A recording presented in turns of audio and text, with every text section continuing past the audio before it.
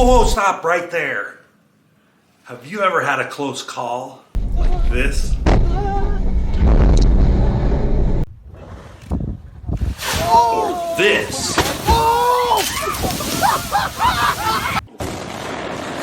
What about this?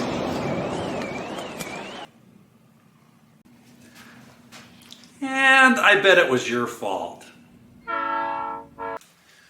What follows is the story of how I traded a flat screen TV for a beat up old passenger van with really bad brakes, no parking gear, and which eventually led me into the craziest near miss ever.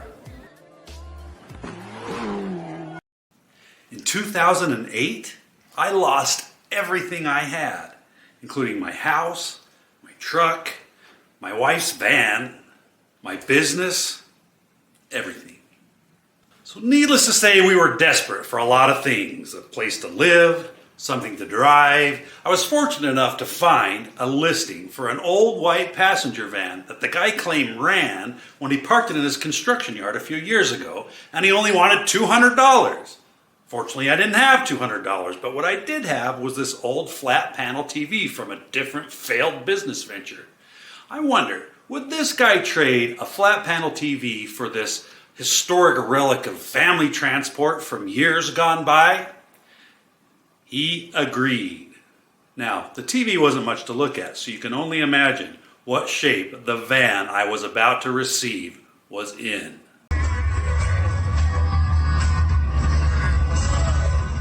So the guy shows up at my house with the van.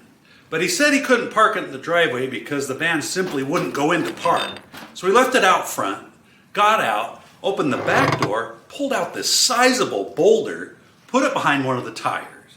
And then after approving the TV, he handed me a little bottle of brake fluid, and then he left. I know. So I opened the back door of the van and peeked inside and immediately discovered that in addition to the van, I'd also acquired about 6 inches of dried mud located throughout the interior of the van. And getting rid of this mud was more like a paleontological expedition, as we discovered myriad buried treasures, all buried in the clay. There were things like old non-functioning power tools, electrical cables, concrete trowels. We even found a petrified calico cat that was part of the hoard. This is all true.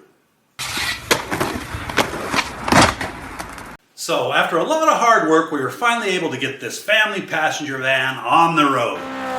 Now, the van had 3 good tires and 1 bad. Bummer. Which I thought was good at the time, until I found out the 3 good tires were actually trailer tires, which is bad. Bummer. But that's part of another story, which isn't this one.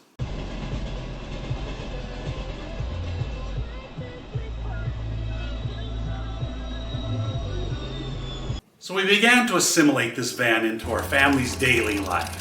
And as we did so, we made a running mental list of the various defects that this van had. For instance, the fuel gauge read 2/3 all the time, but that didn't mean that's how much gas was in the tank. Another thing is the AC gauge would turn to AC, but that didn't mean any cold air was blowing out.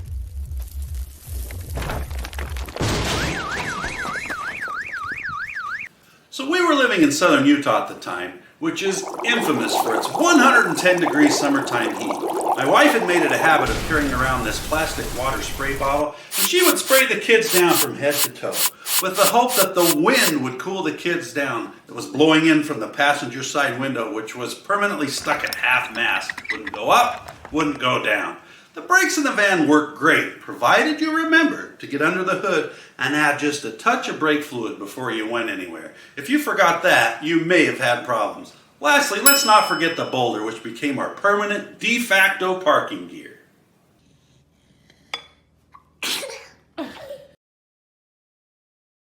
Poverty makes you extremely creative. When we were broke, my wife began harvesting wheat out of our long-term food storage and then crafting that wheat into her proprietary sprouted wheat bread. She then sold that bread on the street corner, at the farmer's market. She even sold it at the health food store. And oftentimes she even traded that bread for much needed fruits and vegetables. It's not a lie to say that many a meal was not missed at our house due to my wife's effort and her bread baking business. Now, what does this have to do with the van, you ask? Well, absolutely nothing. I just want to tell my wife that I really appreciate her and everything she's always done for our family. Poverty, however, isn't all bad. And in fact, it was in my darkest hour that I invented this. Plug phones. I took a regular earplug, mixed it with earbuds, and created this product called plug phones to protect people's hearing while giving them audio. And since we've sold over 1 million pairs, you can get your Bluetooth plug phones on Amazon.com if you follow the description below. As you might imagine, finding strategic places to park the van was always a challenge because if the area wasn't perfectly flat, the van would try to roll away before you had a chance to jump out and jam the boulder behind one of the tires.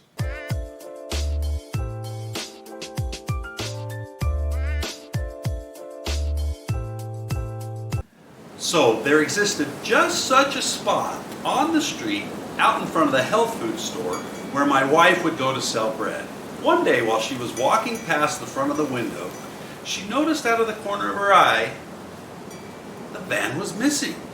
Her first thought was, who on earth would want to steal my junky van? And that thought was followed by, and why is it so windy today?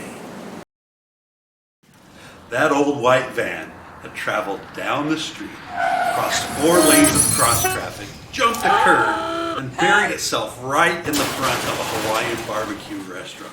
The back of the van looked just like Winnie the Pooh stuck in Rabbit's hole after eating too much honey. How it was possible that this van had missed everyone, all the cars, all the people, is beyond me to explain.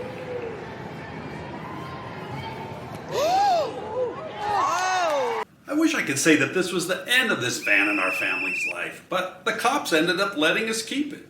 And we added a dented bumper and a broken windshield to the list of defects. And the owner of the barbecue restaurant, well, he ended up being grateful because he said he wanted to redo the front of the building anyway. So he got a new storefront, we got to keep the van, and you get the chance to subscribe to see what happened when we took the van to Las Vegas on trailer tires.